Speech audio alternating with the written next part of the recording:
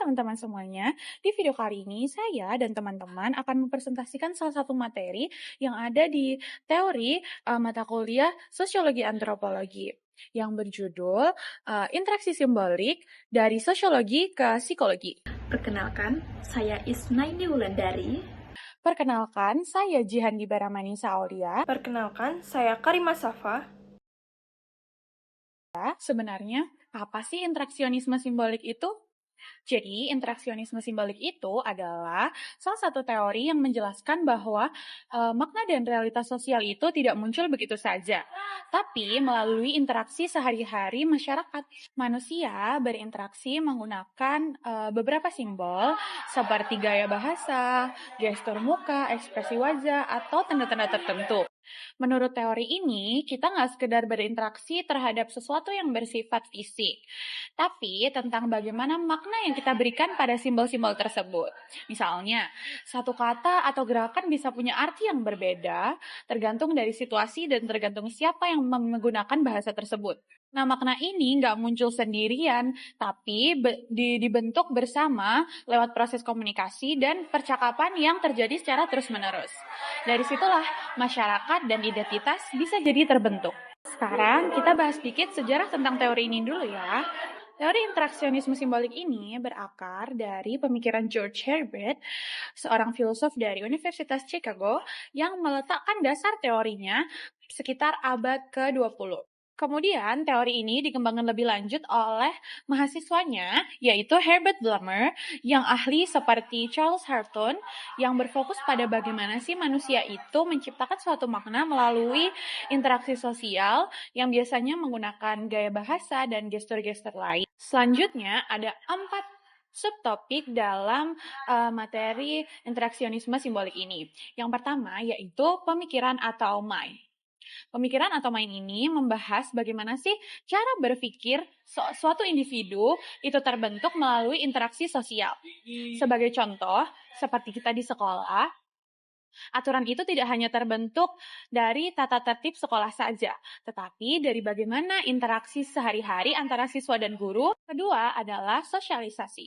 Sosialisasi itu menjelaskan bagaimana sih proses individu itu belajar makna, nilai, dan cara berpikir melalui interaksi. Nah, dalam interaksionisme simbolik ini, sosialisasi itu bersifat dua arah. Maksud dari dua arah ini adalah, jadi ada dua, bagaimana individu itu mempengaruhi lingkungan ataupun sebaliknya, bagaimana lingkungan itu mempengaruhi suatu individu. Sebagai contoh, jadi saat seorang karyawan baru yang mulai terbiasa menyapa semua orang di kantornya dengan santai, lama-kelamaan semuanya karyawan yang ada di situ mengikuti budaya dia, sehingga tercipta lingkungan kantor yang menjadi lebih akrab. Namun, karyawan-karyawan itu juga bisa menyesuaikan diri dengan budaya di kantor yang formal, seperti contohnya saat rapat. 3 adalah arti, makna, dan simbol. Nah, yang ketiga ini adalah inti dari teori utama dari teori interaksionisme simbolik itu sendiri. Fokusnya pada bagaimana makna kita tidak melekat secara alami, tetapi diciptakan dan ditafsirkan melalui interaksi sosial. Sebagai contoh, cincin kawin. Cincin kawin itu disimbolkan sebagai bentuk dari cinta dan komitmen dalam pernikahan. Jadi itu bukan sekedar cincin berbentuk lingkaran logam biasa, tapi itu diibaratkan sebagai bentuk cinta dan komitmen antara dua orang yang itu dihasilkan dan dipercayai oleh orang-orang karena bentuk interaksi dari zaman-zaman dulu sampai sekarang dipercayai sebagai simbol dari komitmen dan cinta itu sendiri. Jadi suatu barang itu dijadikan suatu simbol yang dihasilkan dari interaksi sosial itu sendiri. Dan yang terakhir, yang keempat adalah interaksi. Interaksi itu mengacu pada proses dialog dalam diri kita. Sebagai gambarannya, itu tuh seperti kita berbicara kepada diri kita sendiri. Seperti berpikir, menilai diri, dan refleksi diri. Contohnya, seperti kita berbicara kepada diri kita sendiri, seperti menenangkan hati, membuat rencana, seperti saya harus belajar pukul segini, seperti itu. Seperti kita merasa bangga, menyesal, atau kecewa atas tindakan kita sendiri. Jadi pada intinya, interaksi sosial adalah bentuk interaksi yang terjadi dari diri kita sendiri untuk diri kita sendiri juga. Selanjutnya adalah perspektif psikologis. Cara pandang dalam psikologi untuk memahami mengapa seseorang berpikir, merasa, dan bertindak seperti itu. Karena perilaku manusia itu kompleks, psikologi tidak hanya memakai satu sudut pandang saja, tetapi beberapa perspektif agar pemahamannya lebih utuh. Ada beberapa contoh perspektif dalam psikologis. Yang pertama adalah perspektif biologis. Perspektif ini melihat perilaku manusia dari tubuh dan otak. Fokus utamanya itu adalah genetik, hormon, struktur dan fungsi otak, sistem saraf, zat kimia di otak, misalnya adalah serotonin dan dopamin. Contoh sederhananya itu adalah misalnya seseorang mengalami depresi bukan hanya karena masalah hidup, tapi juga bisa karena ketidakseimbangan zat kimia di otak seperti serotonin yang rendah. Contoh kedua, orang yang mudah cemas bisa dipengaruhi oleh kerjasama sistem saraf yang terlalu sensitif. Intinya itu, perilaku dan emosi dipengaruhi oleh kondisi fisik dan otak. Yang kedua itu perspektif perilaku. Perspektif ini menekankan bahwa perilaku manusia dipelajari dari lingkungan, bukan bawaan lahir. Fokus utamanya itu adalah kebiasaan, pengalaman, pengaruh lingkungan, hadiah atau reward, dan hukuman.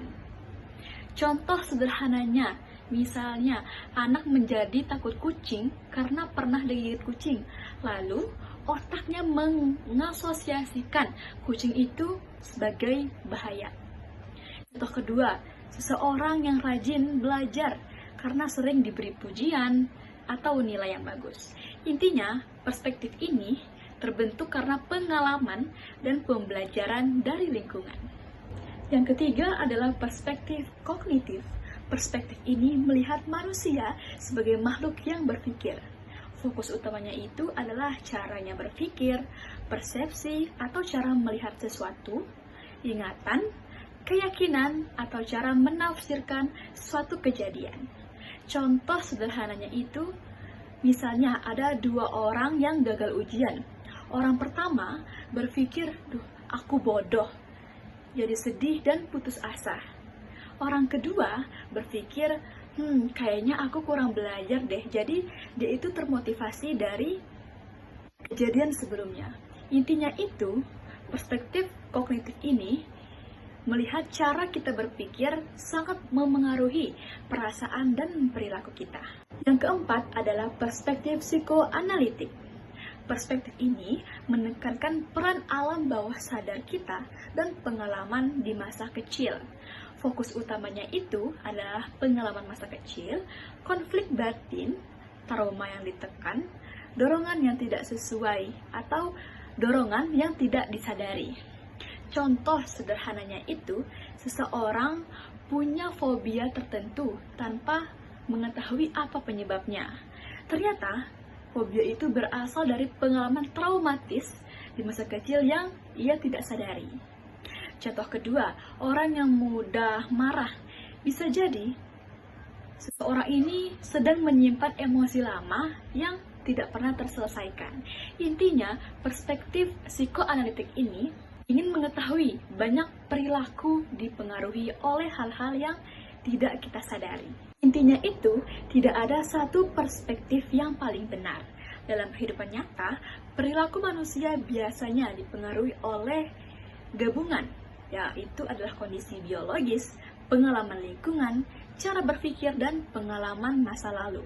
Makanya, psikologi melihat manusia secara menyeluruh, bukan hanya hitam putih saja. Pada bagian ini, kita akan membahas konsep sosiologi dan psikologi dalam interaksionisme simbolik. Materi ini membantu kita memahami bagaimana manusia membentuk makna, diri, dan peran sosial melalui interaksi sehari-hari. Fokus utamanya adalah bagaimana diri tidak muncul begitu saja, tetapi terbentuk melalui proses sosial, komunikasi, dan simbol-simbol yang kita gunakan bersama orang lain. Terdapat 3 konsep sosiologi dan psikologi dalam interaksionisme simbolik, yakni self atau diri, teori interaksionisme simbolik menurut George Herbert Mead, dan konsep diri menurut Goffman, dramaturgi, pertunjukan, dan peran. Yang pertama, konsep diri atau self dalam interaksionisme simbolik.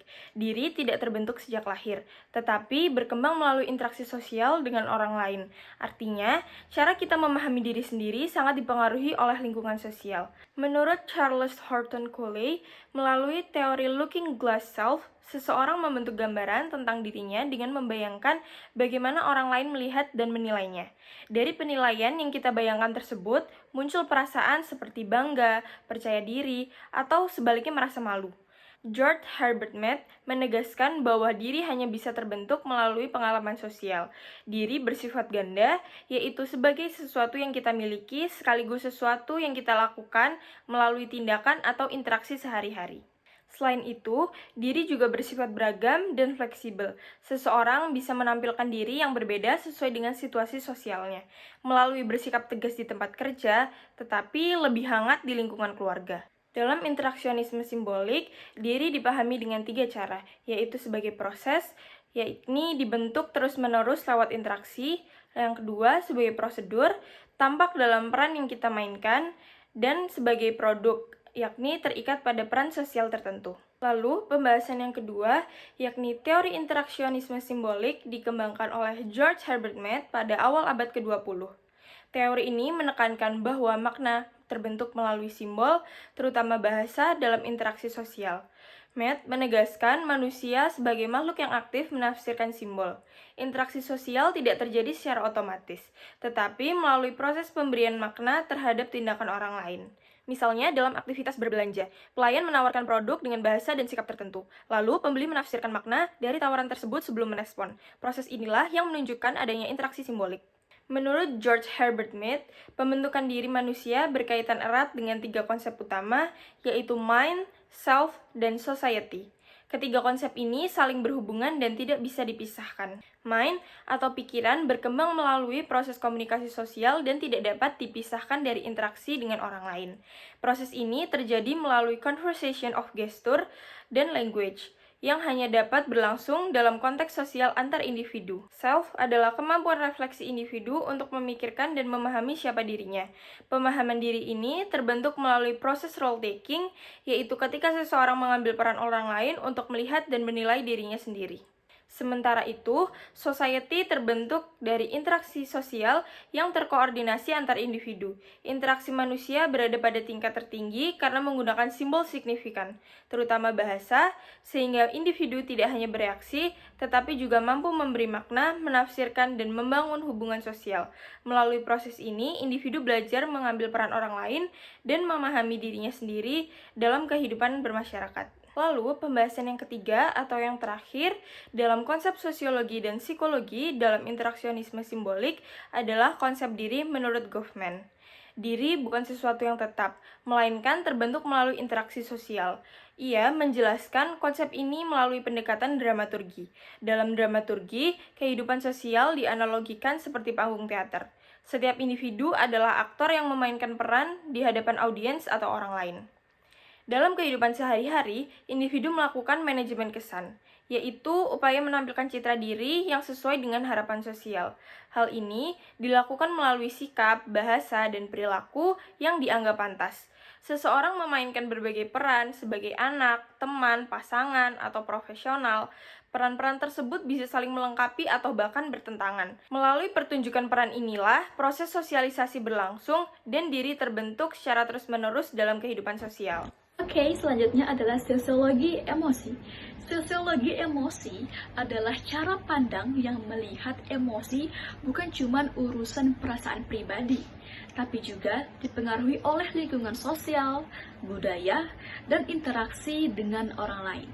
Jadi, emosi itu tidak muncul dari ruang yang kosong, tapi terbentuk dan diekspresikan dalam kehidupan sosial. Yang pertama itu adalah model organisme. Model ini memandang emosi sebagai sesuatu yang alami dan biologis. Dasar pemikirannya itu berasal dari pemikiran tokoh, yaitu ada Darwin, William James, dan Freud. Emosi ini dianggap sebagai reaksi tubuh yang alami. Beberapa emosi bersifat universal yang artinya dimiliki oleh semua manusia. Contoh emosi yang dianggap universal itu seperti takut, marah, bahagia, dan sedih. Contoh sederhananya itu saat melihat sesuatu yang berbahaya, kita akan mengalami reaksi yang spontan. Kita saat melihat sesuatu yang berbahaya, jantung kita tuh langsung berdebar dan mulai muncul rasa takut. Contoh kedua, saat kita kehilangan orang yang disayang, otomatis kita akan merasakan sedih, hampa, dan kehilangan. Nah, dalam model ini, emosi dianggap muncul dengan sendirinya. Emosi tidak banyak dipengaruhi oleh budaya ataupun lingkungan. Manusia itu cenderung pasif, hanya merasakan emosi tanpa bisa mengaturnya. Intinya itu, emosi adalah reaksi alami tubuh yang sama pada semua orang. Yang kedua adalah model interaksional. Model ini melihat emosi sebagai hasil interaksi antara faktor biologis dan faktor sosial. Dasar pemikirannya itu dipengaruhi oleh pemikir seperti Dewey, Mills, dan Goffman. Emosi memang punya dasar biologis, tetapi cara merasakan, mengelola, dan mengekspresikannya sangat dipengaruhi oleh lingkungan sosial. Contoh sederhananya itu, marah itu emosi yang alami, tetapi ada orang yang meluapkan amarah dengan teriak. Ada juga yang diam karena norma sosial mengajarkan jangan marah di depan umum. Yang kedua, misalnya menangis. Beberapa orang atau di beberapa budaya dianggap wajar, tapi di budaya lain dianggap itu tanda kelemahan. Nah, dalam model ini, manusia itu tidak pasif, manusia aktif mengelola emosinya, dan emosi itu dipengaruhi oleh aturan sosial, norma budaya, situasi, dan interaksi dengan orang lain. Intinya, emosi dibentuk dan diarahkan oleh hubungan sosial dan budaya. Nah, adapun perbedaan singkat, biar kita tuh gampang banget untuk mengingatnya. Yang pertama, tadi model organisme, itu emosi, itu dianggap sebagai reaksi yang alami dari tubuh. Budaya tidak terlalu berpengaruh. Tapi di model interaksional, emosi itu adalah hasil tubuh dan lingkungan sosial manusia yang aktif. Dan budaya itu sangat berpengaruh. Nah, kesimpulan sederhananya, emosi manusia tidak hanya soal apa yang dirasakan, tapi juga di mana, dengan siapa, dan dalam budaya apa.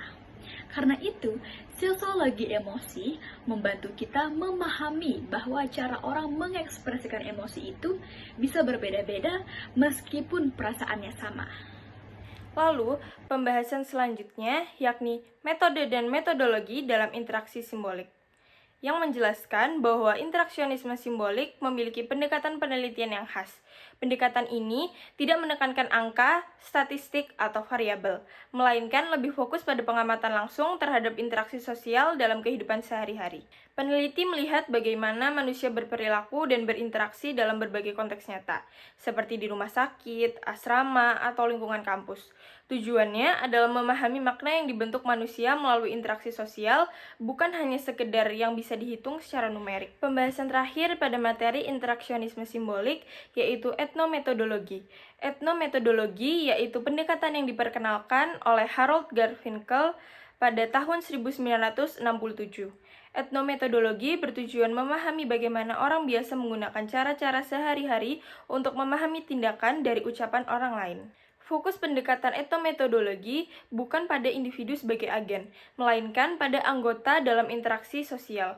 Hal ini karena sebagian besar tindakan manusia bersifat rutin dan dilakukan tanpa dipikirkan secara mendalam, tetapi tetap memiliki makna sosial yang penting. Salah satu pengembangan penting dari etnometodologi adalah analisis percakapan yang dikembangkan oleh Harvey Sachs, murid dari Harold Garfinkel. Analisis percakapan meneliti interaksi sehari-hari secara rinci seperti cara orang berbicara, penggunaan tata bahasa dalam percakapan, serta bagaimana pemahaman bisa dibangun. Melalui analisis ini, dapat dilihat bahwa hal-hal kecil dalam percakapan memiliki peran besar dalam membentuk keteraturan dan kehidupan sosial.